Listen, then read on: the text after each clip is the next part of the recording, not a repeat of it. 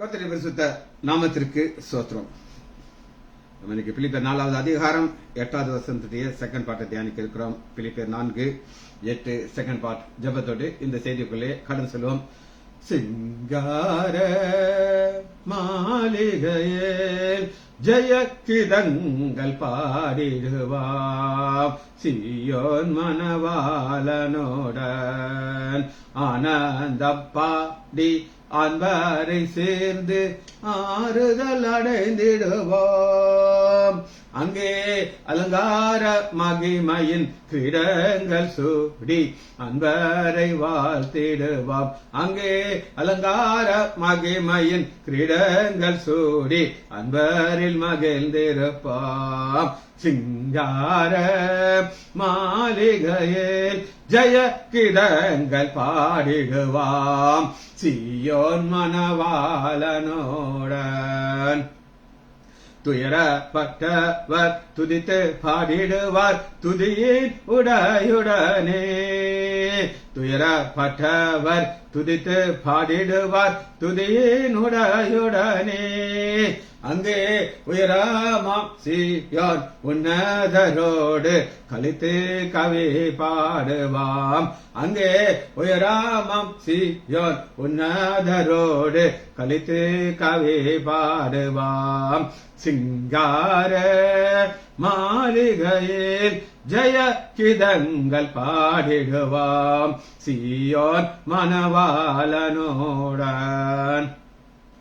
முள்மூடி நமக்காய் அணிந்த இயேசுவின் திருமுகம் காண்டிடுவாம். முள்மூடி நமக்காய் அணிந்த இயேசுவின் திருமுகம் காண்டிடுவாம். அங்கே முத்திரையிட்ட சுத்தன் அங்கி தரித்தோராய் துதித்திடுவாம். அங்கே முத்திரையிட்ட சுத்தன் அங்கி தரித்தோராய் துதித்திடுவாம்.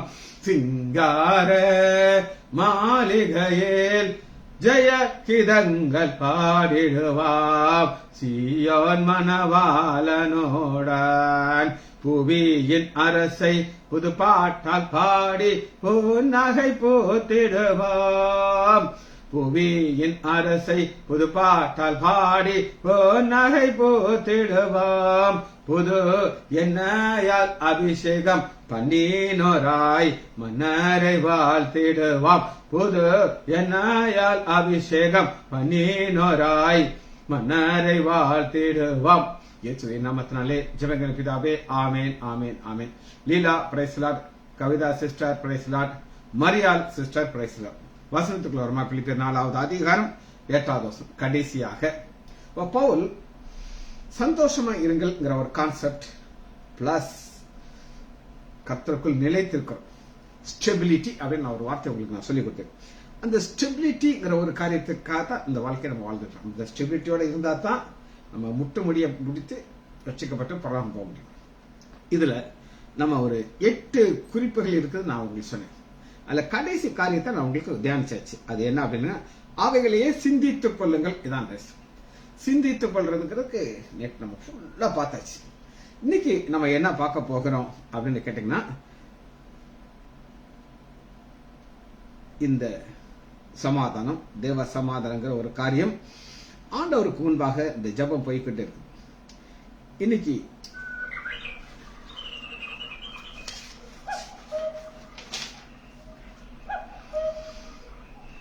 இது யாரால முடியும்? ரட்சிக்கப்பட்ட கூட்டத்தால முடியும்.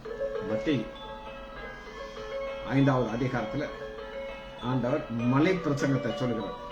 அந்த மலை பிரசங்கத்தை எல்லாராலையும் ஃபாலோ பண்ண முடியுமா அப்படின்னா கிடையாது, சான்ஸே கிடையாது.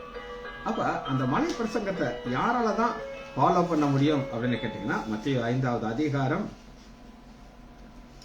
அங்கே திரளான ஜனங்களை கண்டு மலையின் மேல் ஏறினார். அவர்கள் உட்கார்ந்திருந்த பொழுது அவர்கள் சீஷர்கள் வந்தார்கள். அப்பொழுது தமது வாயை திறந்து அவர்களுக்கு உபதேசித்த சீஷர்கள். இந்த சீஷர்களால் தான் இந்த கை கொள்ள முடியும். அதுபோல இந்த 8 காரியத்தை உங்களுக்கு வாசிக்கிறேன், நீங்க வாசிக்க மாட்டீங்க. 1 நம்பர், உண்மை உள்ளவைகள் எவ்வளோ, ஒழுக்கம் உள்ளவைகள் எவைகளோ, நீதி உள்ளவைகள் எவைகளோ, கற்புள்ளவைகள் எவைகளோ, அன்புள்ளவைகள் எவைகளோ, நற்கிருத்தி உள்ளவைகள் எவைகளோ, புண்ணியம் எதுவோ, புகழ் எதுவோ. இந்த 8 காரியத்தை யாராலதான் ஃபாலோ பண்ண முடியும்னா ரட்சிக்கப்பட்ட கூட்டம். இப்ப நாம இன்னைக்கு என்ன பார்க்கணும்னா ரட்சிக்கப்படாத கூட்டம் எப்படி இருக்காங்க. ரட்சிக்கப்படாத கூட்டத்தை குறித்து பார்த்தா தான் அவங்களால முடியாது, நம்மளால முடியும். சரி, அதை முதல்ல நம்ம இன்னைக்கு தியானிக்க இருக்கோம். இப்ப ஃபர்ஸ்ட் பாயிண்ட் நம்பர் 1, ரோமர் 1வது அதிகாரம் 28வது வசனத்துல நமக்கு இதை ஃபாலோ பண்றதுக்கு அடிப்படையான ஒரு காரியம் தேவை. ரோமர் 1வது அதிகாரம் 28வது வசனம், தேவனை அறியும் அறிவை பற்றி கொண்டிருக்க அவர்களுக்கு மனதில் இருக்க ஒரு கூட்டத்துக்கு மனது இல்லை. தேவனை பற்றி அறிவு. நீ கடவுள் இருக்காரா அப்படின்னு கேட்டனா, நீ பார்த்தையா? நீ பார்த்தையா? நான் பார்க்கல, நான் விசுவாசிக்கிறேன். காணாமல் விசுவாசிக்கிறவனே பாக்கியவான். நாங்கெல்லாம் யாரு? நம்மெல்லாம் யாரு? காணாமல் விசுவாசிக்கிறவர்கள். அவர்களுக்கு மனதில்லாதது தகாதவளை செய்யும்படி தேவன் அவர்களை கேடான சிந்தைக்கு ஒப்புக் கொடுக்கிறார். இவங்க ஒரு பெரிய லிஸ்ட் இருக்குது. அநியாயம், வேசித்தனம், துக்ரோதம், பொருள் ஆசை, எல்லாம் எக்ஸெட்ரா, பொறாமை, கொலை. இதுதான் ரட்சிக்கப்படாத கூட்டத்தினுடைய ஒரு பிக்சர். தொய்ந்து பாத்தீங்கன்னா வம்சம் நிறைந்தவர்களாய், நேர்ந்தவாது இதுக்கு மேல நடக்க முடியாது. ஓவர்ஃப்ளோ வருது. அடுத்தது பாருங்க 30வது வசனத்துல, புறங்கூறுவர்களாய், அவதூறு பண்ணவர்களும், தேவ பகைஞர்களாய், சொற்காரர்களும், அகந்தை உள்ளவர்கள், வீம்புக்காரர், பொல்லாதவர்கள், யோசித்து பிணைக்கிறவர்கள், பெற்றோர்கள் கீழ்ப்படி, உணர்வில்லாதவர்கள், உடனே. இந்த லிஸ்ட்ல கம்ப்ளீட்டா ஒரு பிக்சரை நீங்க பார்க்கலாம். இதுதான் ரட்சிக்கப்படாத ஒரு கூட்டம். ஆண்டவர் என்ன செய்வார் அப்படின்னா, ரட்சிக்கப்படாத மக்களை ரட்சிப்புக்குள்ள கொண்டு வருகிறார். ரட்சிக்கப்படாத இருக்கிற மக்களை ரட்சிப்புக்குள் கொண்டு வருகிறார். ஒரு சின்ன கதை உங்களுக்கு சொல்றேன். ஒரு போர்ட் பக்கத்தில், போர்ட் தெரியுமா, அங்க ஒரு காஃபி ஷாப் அப்படின்னு சொல்லுவாங்க. காஃபி மட்டும் கிடைக்காது, பேர் காஃபி ஷாப் வச்சிருப்பாங்க. நிறைய பேர் வருவாங்க, சாப்பிடுவாங்க, போவாங்க. அந்த காஃபி ஷாப்ல என்ன ஸ்பெஷாலிட்டி அப்படின்னு கேட்டீங்கன்னா, அந்த ஒரு செவர், ஒரு பெரிய செவர், அதுல மிக மிக அழகான ஒரு ஓவியம் இருக்கும். அதை பார்க்கறதுக்கு மக்கள் வருவாங்க. அந்த டேபிள் எப்படி இருக்குன்னா, அது எப்படி அரேஞ்ச் இருக்குன்னா, எல்லா டேபிளும் அந்த சுவத்தை பார்த்தாப்புல இருக்கும். வருவாங்க, சாப்பிட்டுட்டு அதை ரசிப்பாங்க. ஒரு குடிகாரன் என்ன செய்யறான், உட்கார்ந்து என்ன கேவலமா படம் வரைஞ்சி வச்சிருக்கீங்க அப்படிங்கிறான். அந்த வெயிட் கேட்கிறாரு, என்ன சார் நீங்க சாப்பிடுறீங்க? என்ன சாப்பிட்றேன்னா, இந்த படத்தை எடுத்துருக்கீங்க, இது கேவலமா இருக்கு. போதையில் இருக்கிறான். இவன் சொல்றான், இதுக்கு தான் சார் எல்லாரும் வராங்க. அப்படியா, இதுக்கு தான் வர்றாங்களா? நான் என்ன செய்யறேன் பாருன்ட்டு அங்க ஒரு சாஸ் இருந்துச்சு, அதை தூக்கி எறிகிறான். அந்த பிக்சர் மேல எரிஞ்சானா அதெல்லாம் அகோரமா மாறிடுச்சு. ஓனர் டென்ஷன் ஆயிட்டாரு. என்னையா நீ கத்துக்கிட்டீங்க, இதை நம்பிதான் எங்க பொழப்பே நடக்குது அப்படின்ட்டு. ஒரு வயதான ஒருத்தர் அப்படியே பையன் இருந்து வர்றாரு. அவரை யாருக்கு தெரியாது. வந்த உடனே, கவலையே படாதீங்க, நான் ஒண்ணு செய்ய போறேன் அப்படின்ட்டு. சரி, எப்படியோ மோசமா போச்சு, நீனும் மோசமா இல்லை, எங்களும் பிரச்சனை இல்லை அப்படின்ட்டு இவர் தன்னுடைய பேக் எடுக்கிறார். அதுல பெயிண்ட்ஸ் வச்சிருக்கிறார். அந்த பெயிண்ட் அப்படி மிக்ஸ் பண்ணிட்டு எங்கெங்கெல்லாம் அது மோசமாச்சோ அதெல்லாத்தையும் ஒரு ரீபெயிண்டிங் பண்ண ஆரம்பிக்கிறார். டக்கு டக்கு டக்கு டக்கு நான் பண்ணிட்டே இருக்கேன். பார்த்தா முதல்ல இருந்ததை விட ஒரு 100 times பெட்டர் பிக்சர் வந்துச்சு. இவர் சொல்றாரு, உனக்கு தெரியாது ஐயா, இதனுடைய தகப்பான போட்டப்பல நான் தான் அந்த படத்தை வரைஞ்சேன். அன்னைக்கு என்னுடைய பியூட்டிஃபுல் பெயிண்டிங்கா இருந்துச்சு. ஆனா ஒருத்தன் கத்துட்டான், அது என்னால் அதை அழகுபடுத்த முடியும், இவரை என்ன அழகா ஆக்கிட்டே இருந்துச்சு. இதுதாங்க நம்மளுடைய வாழ்க்கை. இப்ப நான் உங்களுக்கு காமிச்ச லிஸ்ட் இது எல்லாமே நம்மகிட்ட இருந்துச்சு. மோசமான வாழ்க்கையா இருந்துச்சு.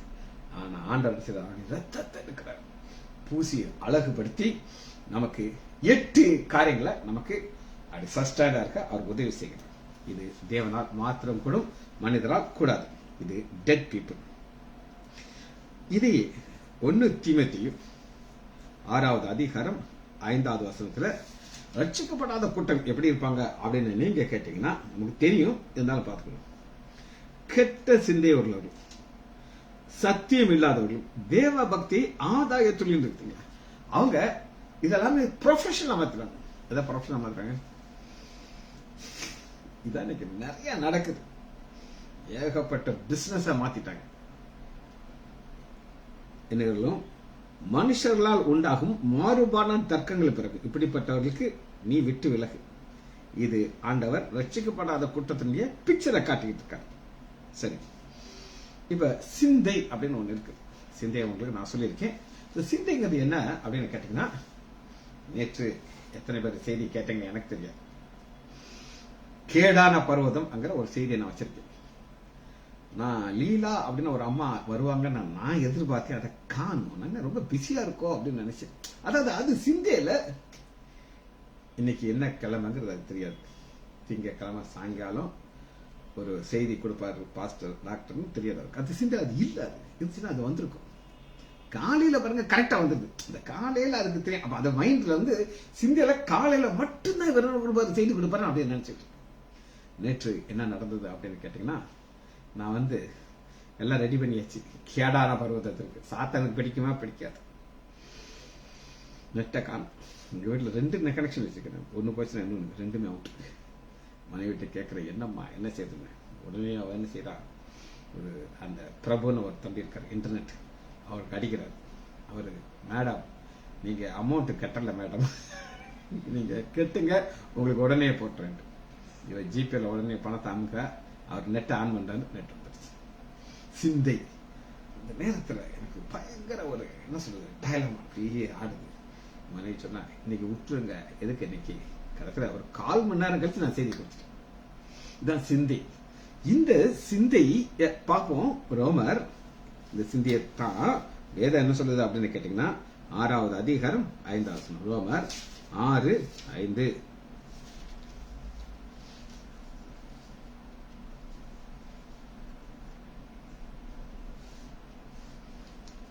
8:6. ரோமர் 8:6. மாமிச சிந்தை மரணம், ஆவியின் சிந்தையோ ஜீவனும் சமாதானம். இந்த மாமிச சிந்தை மரணம்னா ரோமர்லையும் 150 பெரிய லிஸ்ட் கொடுத்துருக்கோம். வீட்டில் உட்காந்து வாசிப்பாங்க. நம்மெல்லாம் செய்ததுதான், ஆனால் அதை வாசிக்க கஷ்டமா இருக்கும்.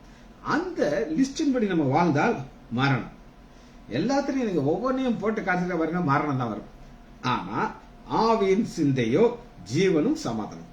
ஆவியின் சிந்தை, இந்த ஆவியின் சிந்தை ரட்சிக்கப்பட்டவங்க தான் வருது. அவங்க சொன்ன ஒரு பெயிண்டர், அந்த பெயிண்ட் பண்ணி அது மாத்தினதுக்கு அப்புறம் புது உயிரை அதுக்கு கொடுத்துட்டாரு. அதுபோல ஆண்டவர் நமக்கு ஒரு புது உயிரை கொடுத்துட்டாரு. இப்ப நம்முடைய சிந்தை எப்படி இருக்கும் அப்படின்னு கேட்டீங்கன்னா, ஆவியின் சிந்தையோ ஜீவன் சமாதானம். ஜீவன் நித்திய இன்னைக்கு ரட்சிக்கப்பட்ட ஒவ்வொருவருக்கும், நல்லா கேட்டுக்கணும், ஒவ்வொருவருக்கும் ஒரு நிச்சயம் இருக்கும். நான் இங்கே என் கண்களை மூடும்போது பரலோகத்தில் கண்களை திறக்கு. அப்படி அந்த சிந்தையோடு வாழ்றவளால் தான் 8 குறிப்பையும் ஃபாலோ பண்ண முடியும், இல்லைன்னா முடியாது. சிந்தை, இந்த சிந்தைக்குள்ள என்ன இருக்குதுன்னா, இப்ப நான் சொன்ன 8 குறிப்புகள் இருக்கணும். ரோமர்ல பார்த்த குறிப்புகள் எதுவும் இருக்கணும். அதுதான் ஆண்டவருடைய நோக்கம். சரி, சாத்தான் என்ன செய்வான் அப்படின்னு நீங்க கேட்டீங்கன்னா, வாசிப்போமா 2 கொரிந்தியர் 4வது அதிகாரம் 4வது. 2 கொரிந்தியர் 4:4. தேவனுடைய சாயலா இருக்கிற கிறிஸ்துவின் மகிமையான சுவிசேஷத்தின் ஒளி அவிசுவாசியாக அவர்களுக்கு பிரகாசிக்காதபடி பிரபஞ்சன் தேவன் அவருடைய மனதை குருடாக்கினான். மனதை குருடாக்கலாம்னா என்ன நான் உங்களுக்கு சொல்றேன். எங்க ஹாஸ்பிட்டல ஒரு டாக்டர் வருவார். அவர் பேரு டாக்டர் மோகன். எங்க வீட்டுக்கு ஜஸ்ட் ஆப்போசிட் இருக்கு. அவருக்கு இந்த கிறிஸ்தவர்களை பிடிக்கவே பிடிக்காது. என் கூட எல்லாம் கடைசியில் பேசுறது நிப்பாட்டார். இந்த நம்முடைய ஆஸ்பத்திரியில, நம்முடைய ஊழியத்துல ஒரு பொண்ணு இருந்தா, பேர் ராஜி. அவள் எல்லாரும் செல்லமா கோட் ராஜி அப்படின்னு. அந்த காலத்துல கோட்டு தான், அவன் தான் கோட்டு போடலாம். இப்ப எல்லாரும் கோட்டு போட்டாங்க. கோட் ராஜி அப்படின்னு அந்த ஒரு வந்தா, நல்ல ஒரு வைராக்கியமா இருப்பா. காலையில செய்தி கொடுப்பா. எவ்வளவு தூரத்துக்கு அவள் ஆண்டவர் பிடிக்கும்னா, பேஷண்ட்டுக்கு ஒரு பிரிஸ்கிரிப்ஷன் எழுதி கொடுத்துட்டு ஒரு வசனத்தை எழுதி கொடுப்பா. இந்த அளவுக்கு வாசி. ஒரு நாள் ஓபியில் உட்காந்துருக்கா. இந்த மோகன் டாக்டர் வந்துட்டார். வந்து அவன்கிட்ட பிடிச்சி திட்டுறாரு. அந்த திட்டுறாரு. என்ன சொல்லி திட்டுறாரு அப்படின்னு கேட்டீங்கன்னா, உனக்கு நம்ம கடவுளுக்கு என்ன கொடுக்கல, நீ ஏன் இயேசு பின்னாடி போற? இந்த சிஜி டாக்டர் கண்டி தான் நீ போறையா? அவன் தான் உன்னை கிறுக்காக்கலாம். பூச்சி இவ பேச விட மாட்டேங்கிற. இவ ஏதாவது பேசினாலும் பேச விட மாட்டேன். திட்டுன்னு திட்டிட்டு போயிட்டார். அவரை நான் உங்களுக்கு சொன்னேன், பெஸ்ட் சர்ஜன் அனசெப்டிக்ஸ். எந்த சர்ஜரி நம்ம பண்ணாலும் அனஸ்தீசியா கொடுப்பாரு. அவ்வளவு அழகா அந்த கேஸை டீல் பண்ணாரு. எல்லா அறிவும் இருந்துச்சு. ஆனா சாத்தான் என்ன பண்ணிட்டாங்க, பிரபஞ்சத்தின் தேவன் அவர்கள் மனதை குருடாக்கின. மனதை குருடாக்கி நீ அந்த விக்கிரத்தை நம்பிட்டு ஒரு நாள் நரகத்தில் போயிருவீங்க. அப்ப சாத்தான் இதை செய்வான். இவர்களுடைய இருதயத்துலதான் இந்த மோசமான சிந்தைகளை போட்டுக்கிட்டு இருக்கும். பிரபஞ்சம், இந்த உலகம், அவன் எதை காட்டுவான் அப்படின்னா இந்த உலகத்தை தான் காட்டுவான். இந்த உலகத்துல நீ உனக்கு என்னெல்லாம் கிடைக்கும், எதெல்லாம் உலகத்துக்கு இன்பம் அப்படின்னு சொல்லி காட்டிட்டே இருக்கணும். இதே காரியத்தை தீத்து இன்னும் அருமையாக நமக்கு விளக்குறார். வாசிப்போமா? தீத்து இதை எப்படி அழகா நமக்கு சொல்லிக் கொடுக்கிறார். வாசனம் தீத்து 1வது அதிகாரம் 15. தீத்து 1:15. சுத்தமாய் இருக்கிறவர்களுக்கு சகலம் சுத்தமாயிருக்கும். ஒரு கூட்டம், இப்ப நம்ம பார்த்தோம் 8 குறிப்புகளை நமக்கு சொல்ல. அந்த 8 குறிப்புகளும் இது நமக்கு தேவை அப்படின்னு யார் யாரெல்லாம் அவங்களுக்கு அது சுத்தமா இருக்கா. அடுத்து பாருங்க, அசுத்தமானவர்களுக்கு அசுத்தமா, அசுத்தமா இருக்கிறவர்களுக்கு அவிசுவாசிகளுக்கும் ஒன்று சுத்தமா. அசுத்தம், அவிசுவாசி 2 மிருகத்தை பத்தி நான் உங்களுக்கு சொல்லி தரப்போறேன். தெரியுதா? நான் சொல்றேன். ஒன்று பூனை, இன்னொன்னு பன்னி. பூனையை பார்த்தீங்கன்னா அது எப்பவுமே சுத்தமா இருக்கும். என்ன செய்யணும், அழகா அந்த கையை லேசா வாயில வச்சு அப்படியே உடம்பு தொடச்சிக்கிட்டே இருக்கும். அப்படி தொடச்சிக்கிட்டே இருக்கும். பார்த்துருக்கீங்களா? நான் பார்த்துருக்கேன். அது டைம் எடுத்து அது வாஷ் கொடுக்கும். ஆனா பன்னியை பார்த்தீங்கன்னா சகதிக்குள்ள கிடக்கும். அது என்ன நினைக்கும் அப்படின்னு நீங்க கேட்டீங்கன்னா எனக்கு எப்படி தெரியும்னு சொல்லாதீங்க. அது சிந்தை நமக்கு தெரியும்ல. என்ன ஏசி போட்டாப்புல குழு குழுன்னு இருக்கு அந்த சகதிக்குள்ள. நல்லா எந்ததுக்கு அந்த வெயில்ல போய் அலைஞ்சிருக்காங்க. இவ்வளவு இடம் இருக்கு, இவனுங்களை வந்து கொஞ்சம் படுத்துக்கலாம்ல அப்படின்னு அந்த பன்னியை நினைக்கும். ஏன்னா அசுத்தமா இருக்கிற ஒரு கூட்டம், அவங்களுக்கு அசுத்தமா இருக்கிறதான் பிடிக்கும். பாருங்க, தீத்து 1வது அதிகாரம் 15. அவிசுவாசிகளுக்கு, அவிசுவாசம் ஆண்ட விசுவாசியாத கூட்டத்திற்கு ஒன்று சுத்தமாயிராது. அவருடைய புத்தியும் மனசாட்சியும் அசுத்தமா இருக்கு. புத்தி, மனசாட்சி, இந்த சிந்தைய பவுல் இன்னும் அழகாக புத்தி. என்ன புத்தி சொல்லுங்க? தேவனை அறிகிற அறிவு அவங்களுக்கு தேவையில்லை. எனக்கு இதான் பிடிக்கும், நான் இதை தாச்சு, இப்படி ஒரு வாழ்க்கை வாழ்றவங்களுக்கு இப்படித்தான் அவங்க வாழ்க்கை என்ன செய்யும் முடியும். அவளுக்கு பரிசுத்தம்னா என்னன்னு தெரியாது.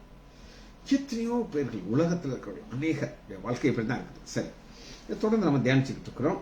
அப்ப சாத்தான் அடுத்து என்ன செய்வான்? அவன் எல்லாத்துக்கும் பிரச்சனை.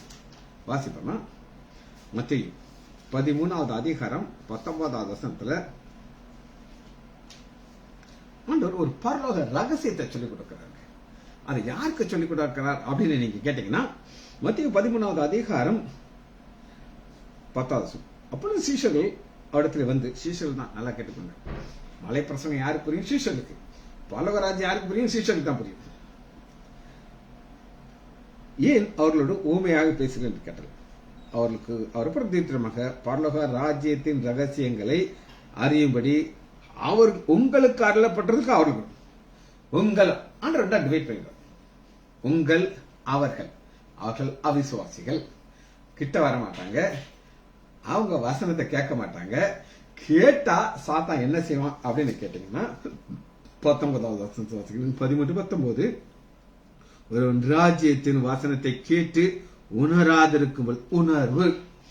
இந்த வசனம் எனக்கு, இந்த வசனம் என்னைய பரலோகத்துக்கு கொண்டு போய் சேர்க்கணும்.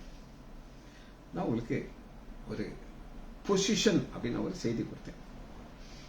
இதே செய்தி தான் ஜனவரி மாசம் ஃபர்ஸ்ட் செய்தியை கொடுத்தேன். எங்க ஆலயத்துல அதே செய்தியை நான் உங்களுக்கு சொல்லி கொடுத்தேன். எத்தனை பேர் நீங்க கேட்டீங்கன்னு எனக்கு தெரியாது. நிறைய பேர் கேட்டிருக்க மாட்டேங்கன்னு நான் விசுவாசிக்கிறேன். எனக்கு நல்லா தெரியும். அதை என்ன நான் உங்களுக்கு சொல்றேன். பொசிஷன் அப்படின்னா என்ன அப்படின்னு கேட்டீங்கன்னா, ஃபர்ஸ்ட் குறிப்பாக நான் என்ன சொன்னேன்னா, ஆண்டவராக்கி இயேசு கிறிஸ்துவின் தாயும் சகோதரனும் வெளியே நின்று கொண்டிருந்தார். உள்ள வர்றது. அப்ப ஆண்டவர் சொல்றாரு, உள்ள வர்றது யாரால வர முடியும்னா என் பிதாவின் சித்தத்தை செய்யறதான் உள்ள வர முடியும். இதுக்கு உதாரணமாக நான் சொன்னேன், ஒரு பெரிய அரண்மனையை காட்டு. அந்த அரண்மனையில பாத்தீங்கன்னா இதான் விசுவாசிக்கும் அவிசுவாசிக்கும் வித்தியாசத்தை அவங்க காட்டுறேன். அதுல ஒரு காட் இருப்பாங்க. ஜிஓடி கார்டு கிடையாது, காவல்காரர்கள். அதுவும் இங்கிலாந்துல இருக்கிற அரண்மனைக்கு முன்னாடி அவங்க ஒரு யூனிஃபார்ம் போட்டிருப்பாங்க, மார்ச் பாஸ்ட் செய்வாங்க. இதை பார்க்கறதுக்கு ஒரு பெரிய கூட்டமே இருக்கும். இது எங்க நடக்கும்னா கேட்டுக்கு வெளியில. இதுல அவங்களுக்கு பயங்கர ப்ரௌடா இருப்பாங்க. இப்படி கிறிஸ்தவர்கள் அநேகம் இருக்காங்க. நீங்க யாருங்க? நான் தான் செக்ரட்டரி, நான் தான் ட்ரெஷரர், நான் தான் அது, நான் தான் இது. ஆனா உள்ள மட்டும் வர மாட்டாங்க. ரெண்டாவது கூட்டத்தை நான் காமிச்சேன், சமயக்காரன். எங்க சமயக்காரன் நல்லா அப்படி இருக்கும். அது எங்கதான் போகலாம் அப்படின்னு கேட்டீங்கன்னா உள்ள வரலாம், டைனிங் டேபிள் வரதான் வரலாம், அதை செஞ்ச சாப்பாடை வச்சுட்டு போயிடணும். அதுக்கப்புறம் அதுக்கு வேலை கிடையாது. இன்னைக்கு மார்த்தாள் மரியாள், இங்க ஒரு மரியாள் இருக்கா. அந்த மரியாளுடைய ஸ்பெஷாலிட்டி என்னன்னா ஆண்டோடைய பாதத்தில் உட்கார்ந்துருப்பான். ஆனா மார்த்தாள் என்ன செய்வான்னா ஆண்டோட சாப்பாடு ரெடி பண்ணுவான், குக்கிங். அவ ஆண்டோட்ட வந்து சொல்லுவான், ஆண்டவரே உங்களுக்கு கவலை இல்லையா? இந்த மார்த்தாள் வேஸ்டா உங்க பாதத்துல உட்கார்ந்து டயத்தை வேஸ்ட் பண்ணிட்டு இருக்கா. உள்ள வந்து கொஞ்சம் வெங்காயம் வெட்டி கொடுத்து, வெள்ளப்படம் உரிச்சு கொடுத்து, இதெல்லாம் மாவு எல்லாம் பிசைஞ்சு கொடுத்தா எனக்கு வேலை லேசா இருக்கும். ஆண்டவர் சொல்றாரு, அவள் வெட்டி எடுபடாத நல்ல பங்கு மார்த்தாள் தான் ஆண்டவர் உள்ள கூப்பிட்டா, ஆனா அப்புறம் கண்டுக்கிட மாட்டான். இது சமையல்காரமா லெவல்ல உள்ள ஒரு காரியம். ஆனா ஆண்டோடைய விருப்பம் என்னன்னா அவரை கொடுத்து ஒரு பாட்டு பாடினேன், சிங்கார. அப்ப ஒரு பக்தன் ஆண்டவர் இருக்கிற இடத்த எப்படி பாக்குறோம்? சிங்கார, சிங்கார மாளிகையில் ஜெயக்கிதங்கள் பாடிடுவாம் சியோன் மணவாளனுடன். இது வெளியில நடக்காது, சமையல் கட்டில நடக்காது, ஆண்டோட உள்ள ஐக்கியத்துல தான் துதித்து பாடுற ஒரு பாடல். இதுதான் ஆண்டவர் எதிர்பார்ப்பு. இதை நான் ஆலயத்தில் ஒரு செய்தியை கொடுத்தேன். அதற்கு பொசிஷன் அப்படின்னு ஒரு தலைப்பு கொடுத்தேன். முடிஞ்சால் நீங்க செய்ய மாட்டேங்க, இருந்தாலும் டைம் இருந்தால் அதை சார்ஜ் பார்த்துக்கோங்க. அடுத்து நமக்கு தேவை என்ன அப்படின்னு பார்த்தீங்கன்னா, இந்த திரும்ப உங்களுக்கு நிறைய பேர் லேட்டாக வந்ததுனால அந்த லிஸ்ட்டை ஒரு வாசிடு. பிலிப்பியர் 4வது அதிகாரம் 8வது இந்த லிஸ்ட்டை பார்க்குறோம். நம்பர் 1 உண்மை உள்ளவைகளோ, இது ரட்சிக்கப்படாதவர்களுக்கு கிடைக்காது. நம்பர் 2 ஒழுக்கம் உள்ளவைகளோ, நீதி உள்ளவைகளோ, கற்புள்ளவைகளோ, அன்புள்ளவைகளோ, நற்கிருத்த உள்ளவைகளோ, புண்ணியம் எதுவோ, புகழ் எதுவோ. இந்த 8 குறிப்புகளும் சிங்கார மாளிகையில் ஜெயக்கிதங்கள் பாடிடுவோம் சியோன் மணவாளனுடன். அவங்களால எல்லாரால முடியாது. சரி, நம்முடைய வாழ்க்கையில ஒரு கூட்டத்திலிருந்து ஒரு கூட்டமா மாறிக்கணும். ரட்சிக்கப்படாத கூட்டத்திலிருந்து ரட்சிக்கப்பட்ட கூட்டமா மாற ஒரு சேஞ்சை உங்களுக்கு காட்டப்படும். ரோமர் எடுத்துக்கலாம் 10வது அதிகாரம் 17வது வசனம். ஆகையால் விசுவாசம் கேள்வியினால் வரும். இந்த கேள்விங்கிறது என்னன்னா கொஸ்டின் கிடையாது, கேள்வி ஞானம். கேள்வி தேவனுடைய வசனத்தினாலே. என்னுடைய மனைவி வசனங்கள் எல்லாம் இப்ப கேட்க ஆரம்பிச்சிட்டோம். கேட்க ஆரம்பிச்சதுனால என்ன ஒரு பெரிய ஆசீர்வாதம் அப்படின்னு கேட்டீங்கன்னா, நாங்க 2 பேரும் தனியா உட்காந்துருக்கும் போது அவர் சொல்லுவா, சேட்டா இந்த வசனத்தை இப்படி சொல்லி கொடுத்தாங்கல்ல, இது இப்படி இருக்குல்ல, இது எவ்வளவு நல்லா இருக்கு அப்படின்ட்டு.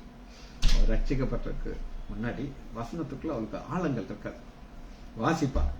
ஆனா என் செய்தி கிடையாது, என் செய்தி கேட்க மாட்டார். ஒரு ஜாய்சன் பாஸ்டர் அப்படின்றது அவருடைய செய்தியை நான் கேட்டிருக்கேன் ஒரு காலத்துல. இப்ப அவருடைய பையன், நீங்களும் முடிஞ்சா கேட்டு பாருங்க, ஜாய்சன் நாகர்கோயில் நடிச்சா வந்துடும். அவ்வளவு அருமையாக அருமையாக 1 மணி நேரம் 2 மணி நேரம் 3 மணி நேரம் ஆராதனை நடத்துறாரு.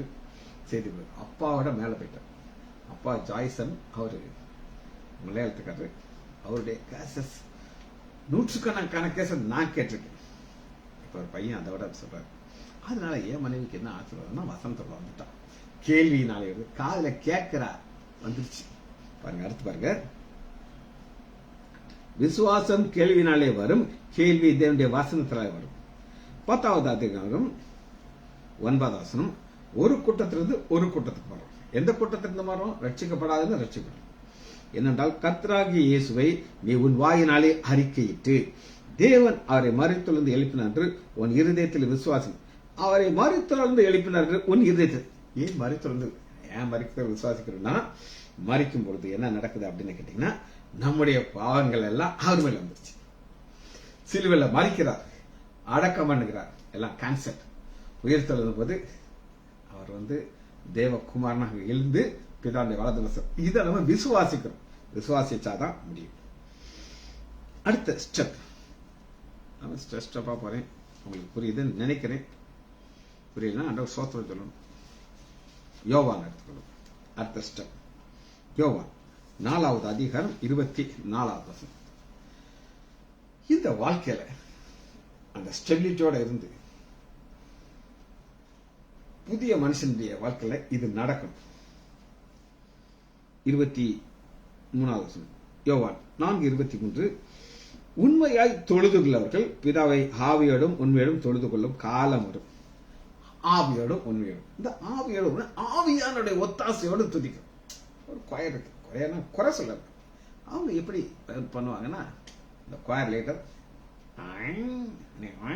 மேல போகணும், கீழே இறங்கணும். அந்த இதுல கொஞ்சம் கூட அதுக்காண்டி பிராக்டிஸ் எடுத்து எடுத்து எடுத்து அது ஒரு அதுதான்.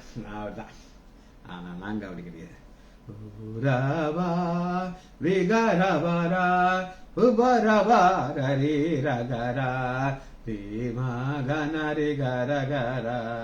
சிங்கார மாளிகையில் ஜெய கிரங்கள் பாடிடுவார்.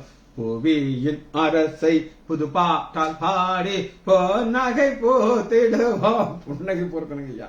புது எண்ணாயால் அபிஷேகம் பண்ணினோராய் மன்னரை வாழ்த்திடுவோம். புது எண்ணாயால் அபிஷேகம் பண்ணினோராய் மன்னரை வாழ்த்திடுவோம். இது ஆண்டவர் எதிர்பார்க்கிறாரு. இது புது சிஸ்டா தான் முடியும். இப்பொழுது தம்மை தொழுதுள்ளவர்கள் இப்படியா இருக்கும்படி காத்துகிறார். தேவன் ஆவியா இருக்கிறார், பிதா ஆவியா இருக்கிறார். அவரை தொழுதுள்ளவர்கள் ஆவியோடும் உண்மையோடும் அவரை தொழுது கொள்ள வேண்டும். இது ஆண்டவருடைய எதிர்பார்ப்பு. ஆவியோடும் உண்மையோடும் அவரை தொழுது கொள்வது அடுத்த குரோத்தாக நம்ம பார்க்கிறோம். சரி, பவுலுடைய வாழ்க்கையில ஒரு சம்பவத்தை உங்களை நான் காட்டப்படுறேன். பவுலுடைய வாழ்க்கையில ஒரு சம்பவம் எடுத்துக்கோமா. அப்போஸ்தலர் எடுத்துக்கோங்க, 17வது அதிகாரத்துக்குள்ள வாங்க. அத்தனை பட்டணம். இந்த அத்தனை பட்டணம் ஃபுல்லா விக்கிரத்தால நிறைஞ்சிருக்கு. அப்படியே டென்ஷன் ஆயிடாரா அப்படின்னு வருங்க. 17வது அதிகாரம் 16வது அத்தனை பட்டணத்தில் பவுல் அவர்களுக்காக காத்துக்கொண்டு அந்த பட்டணம் விக்கிரத்தால் நிறைந்திருக்கிறதை தன் ஆவியிலே மிகுந்த வைராக்கியம் அடைந்து. இவங்க எல்லாம் விசுவாசியா இல்லாம அவிசுவாசியாங்களே. இவங்கெல்லாம் விசுவாசியா மாறினா எவ்வளவு நல்லா இருக்கும். ஆவியில ஒரு வைராக்கியம் அடைஞ்சி இவருக்கு இப்ப ஆண்டவர் ஒரு சான்ஸ் கொடுக்கிறார். ஒரு இவங்களுடைய டைம் பாஸ் என்ன அப்படின்னு கேட்டீங்கன்னா, அப்பொழுது எப்புக்கிரரும் ஸ்தோத்திரமாகிய ஞானிகள் சிலர் அவரோடு வாக்குவாதம் பண்ணாங்க. இந்த வாயாடி என்ன செய்ய போறான்? அந்நிய தேவர்களை அறிவிக்கிறான். இப்ப பாருங்க, 19 அவனை மார்க்ஸ் மேடைக்கு அழைத்து ஆண்டவர் ஒரு சான்ஸ் கொடுக்கிறார். மார்க்ஸ் மேடை. அங்க எல்லாரும் ஏற முடியாது. ஒரு சிலர் தான் அங்க போய் நின்று அவங்களுக்கு பதில் சொல்ல முடியும். அங்க போய் நின்றுட்டு ஆண்டவர் என்ன சொல்லுகிறார் அப்படின்னு கேட்டீங்கன்னா, அவர் ஒரு அருமையான ஒரு காரியத்தை 23 பாருங்க. எத்தனையோ கடவுள் வைக்கிறாங்க, ஆனா ஒரு ஆல்டர் இருக்குது. அது என்ன அப்படின்னு கேட்டீங்கன்னா, அறியப்படாத தேவனுக்கு என்று எழுதிக்கிறது பழிபடுது. அறியப்படாத தேவன். இது என்னன்னா, சரித்திரம் தெரிஞ்சாதான் இது உங்களுக்கு புரியும். இந்த அத்தனை பட்டணத்துல திடீர்னு ஒரு வைரஸ் காய்ச்சல் ஆடு மாடுகளுக்கு வந்துருச்சு. ஆடு மாடுகள் அந்த இடத்துல மார்க்ஸ் மேடையில் அந்த ஏரியாவில் போயிட்டே இருக்குது. அங்க இந்த அறியப்படாத கடவுள்ங்கிற ஒரு ஆல்டருக்கு பக்கத்துல வந்து படுத்த ஆடு மாடுகள்லாம் பறிச்சுக்கிடுச்சு. மற்ற இடத்துல போன ஆடுகள்லாம் செத்து போச்சு. இவங்களுக்கு ஒரு பெரிய சந்தோஷம் வந்துச்சு. இவங்க பாருங்க, நமக்கு தெரியாத கடவுள் ஒருத்தர் இருக்காரு இல்லையா, அந்த கடவுளுக்காக நம்ம ஒரு மேடை போட்டு வச்சிருந்தோம். அந்த மேடைக்குள்ள வந்து ஆடு மாடுகள்லாம் பிழைச்சுக்கிடுச்சு பாருங்க. ஸோ அதனால இப்ப பவுல் அதை எப்படி விளக்குறாரு அப்படின்னு கேட்டீங்கன்னா, எப்படி நான் சுற்றி தந்து உங்கள் ஆராதனைகளை கவனித்து பார்த்தது அறியப்படா தேவன் இருக்கிறது கண்டு அது யாருன்னு உங்களுக்கு நான் விளக்குறேன். சரிங்களா? இதுதான் இந்த ரட்சிப்போக்குள்ள நடத்துகிற ஒரு பிளானிங். இவர்களுக்கு எப்படி அதை விளக்குறாரு அப்படின்னு கேட்டீங்கன்னா, 14 உலகத்தையும் அது உண்டான எல்லாத்தையும் உண்டாக்கின தேவனானவர். அப்ப நம்முடைய பிதாவாகிய தேவனா ஒரு கிரியேட்டராக காட்டு. பவுலுடைய ஒரு டெக்னிக் என்ன அப்படின்னு கேட்டீங்கன்னா, யூதர்கிட்ட பேசும்போது எப்படி பேச தெரியுமா உங்களுக்கு? ஆபிரகாமின் தேவன். ஏன்னா அவங்களுக்கு தெரியும் ஆபிரகாம்னா யாருன்னு தெரியும், ஈசாக்குன்னு யாருன்னு தெரியும், யாக்கோபுன்னு அந்த தான் ஆரம்பிப்பார். ஆனா இது புறஜாதியார். இவங்கள்ட்ட போய் ஆபிரகாம் அதிகாரியா ஆபிரகாம் அப்படின்னு கேட்கறாங்க. ஆனா இவங்களுக்கு வித்தியாசமா சொல்லிக் கொடுக்குறாரு. சொல்லிக் கொடுத்துட்டு எல்லாத்தையும் விளக்குறாரு. எப்படி விளக்கிட்டு கடைசியில் எங்க வந்து முடிக்கிறாரு அப்படின்னு கேட்டீங்கன்னா, ஓராது. இங்கதான் முடிக்கிறார். எல்லாத்தையும் ஒரு வசமா வாசிக்க முடியாது. மேலும் ஒரு நாளை குறித்திருக்கிறார், அதிலே அவர் தாம் நியாமித்த மனுஷனை கொண்டு பூலோகத்தை நீதியாக நியமித்தார். அந்த மனுஷனை மரித்தொழுந்து எழுப்பினதுனாலே அது நிச்சயத்தை எல்லாரும் பழக்கப்படும். மரித்த இயேசு உயிர் திறந்தார். மரிக்கும் பொழுது நம்முடைய பாவம் இது ஜட்ஜ்மெண்ட் ஒரு இருக்கப்பா. அப்ப இன்னைக்கு பவுல் என்ன சொல்ல விரும்புகிறார் அப்படின்னு கேட்டீங்கன்னா, ஆவிக்குரிய ஸ்டெபிலிட்டி நமக்கு இருக்குப்பா. அந்த ஆவிக்குரிய ஸ்டெபிலிட்டியில 2 கூட்டத்தை நம்ம பார்த்தோம். ரட்சிக்கப்படாத கூட்டம், இன்னொரு ரட்சிக்கப்பட்ட கூட்டம். இந்த ரட்சிக்கப்படாத கூட்டத்துக்கு மேல நமக்கு ஒரு வைராக்கியம் இருக்கு. இவங்கெல்லாம் ரட்சிக்கப்படணும், இவங்களும் பரலோகத்துக்கு வந்து சேரும் அப்படின்னு சொல்லி வசனத்தை வாசி நம்ம முடிக்க போறோம். 8வது வசனம், அவைகளையே சிந்தித்துக் கொண்டு இருங்கள். ஜெபிச்சு முடிப்போம். மகா இரக்கமும் கிருபையுமுள்ள பிதாவே, துதிக்கிறோம் ஐயா.